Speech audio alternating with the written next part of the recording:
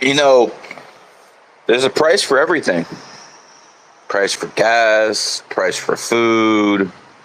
Hell, there's a price for murder.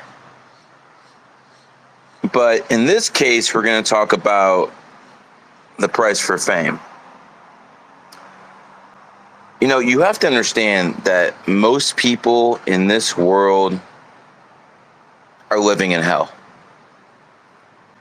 You know, I always tell people, earth is heaven and hell. Heaven the some, hell the most.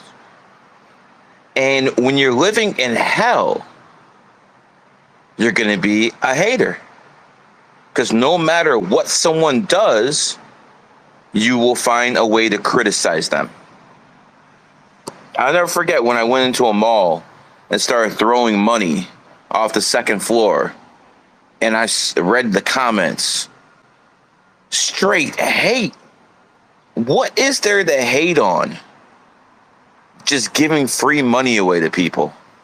And then some comments were like, oh, I should have went to a homeless shelter. Other comments is, I should have only given it to black people. Other comments, I only should have been given it to this group of people. There is literally nothing you can do in this world, and I mean absolutely nothing, that you won't face criticism for. You could rescue some trafficked kids, and people will find a reason to criticize you. And what that basically says is a lot more about them than it does you. Because if you're surrounded by negativity, the only thing that's going to come out your mouth is negativity. Now, a lot of people say, I could be negative too. And you're right, I have. The difference is I balance it out. Everything I do is balance. I don't hate people just to hate. There has to be a reason. People have to actually go after me for me to do something. Other people, nah, they're just talking shit. But when you get to the point where you have some clout in this world, oh, they're coming for you. They're coming for you because deep down inside, all these broke, degenerate losers think they're better than you. That's what it comes down to. All these broke, degenerate losers think they're better than you. And the thing is that really pisses them off is they see what you do in front of the camera. They don't see what happens behind the camera. They don't see the maneuvering. They don't see the negotiating. They don't see the influencing.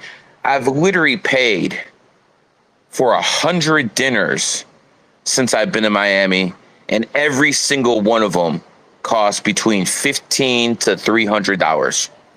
I've literally invested, and that's what it is. It's an investment. I literally invested over $100,000 just in taking people out and paying for what you would call networking. Did you guys do that? Did you guys invest in yourself? No, you didn't. But you're going to hate on someone who has connections because he did do things of that nature, but you didn't even conceive that as something you had to do. You can't even do that because you're broke. And some people who ain't broke won't even do it. Some people who are rich as fuck won't even do it because they're cheap as fuck.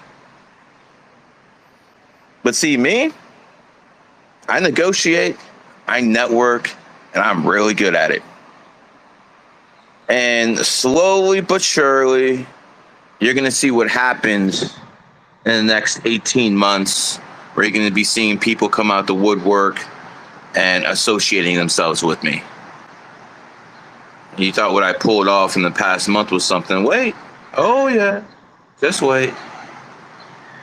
The thing is, the difference between me and everyone else, well, mostly everyone else, is I have integrity. I have honor.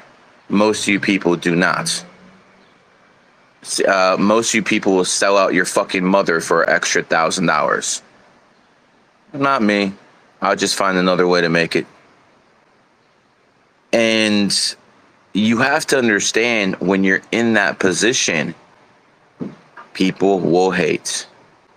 People will hate. People will hate because that's all they're good at. They're not actually good at talking. They're not very versed on all the world subjects. They don't actually know anybody. They have no life experience. All they can do is hate. And when that is your number one quality, it's very, very difficult to make it. If you don't network, if you don't have money to network, you're not going to make it.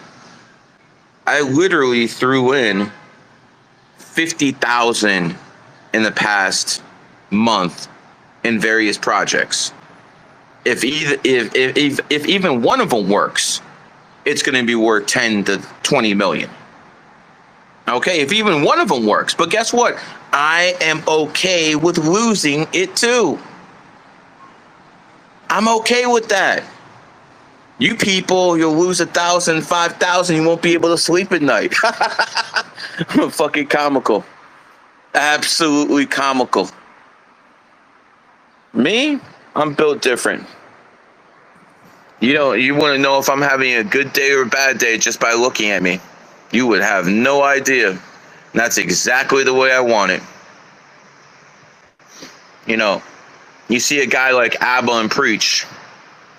They have absolutely no skills whatsoever. Zero skills. Zero skills. That's why their whole content is talking shit about other people. They literally talk shit about Myron and Fresh every other episode. They did a hit piece on me, Zerka, a couple on Sneeko. People are all better than them. People who are all better than them. Because if you actually ask them to talk about their life experiences, they would have none. They have none. There's nothing they have done that is interesting or people even care about.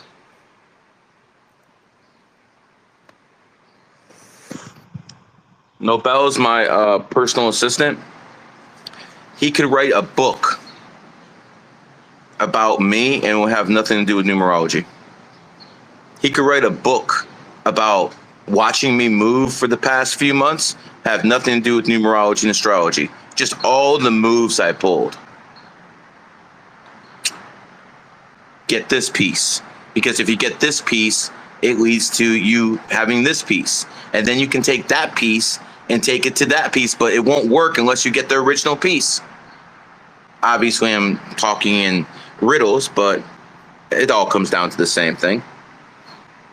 It all comes down to the same thing. You have to work hard, and you have to work smarter, not harder. That's what it basically comes down to. Lastly, gotta know how to talk. If you can't articulate to yourself, it doesn't matter how smart you are. If you can't verbally articulate what you're trying to tell people, doesn't matter what your level of genius is. I know a lot of smart people. I know a lot of smart people. They have no mouthpiece. They're boring. No one cares to listen to them. That's one of the things you can tell about a real guru and people who want to pretend. Guru will overcome his weaknesses. So let's keep it real. Are sevens supposed to be good talkers? Nah.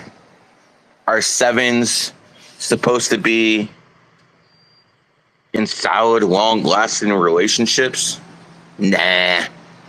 I am. I'm both. And I'm damn good at it. Because I learned how to overcome my weaknesses. You have a genius female astrologer who's probably the best in the world at what she does, but she can't find a man. She didn't overcome. You have a clown, a light bright in dating. He can't talk or get anyone. At least a female astrologer could talk. That's how you can judge people sometimes, by if they're overcoming their weaknesses.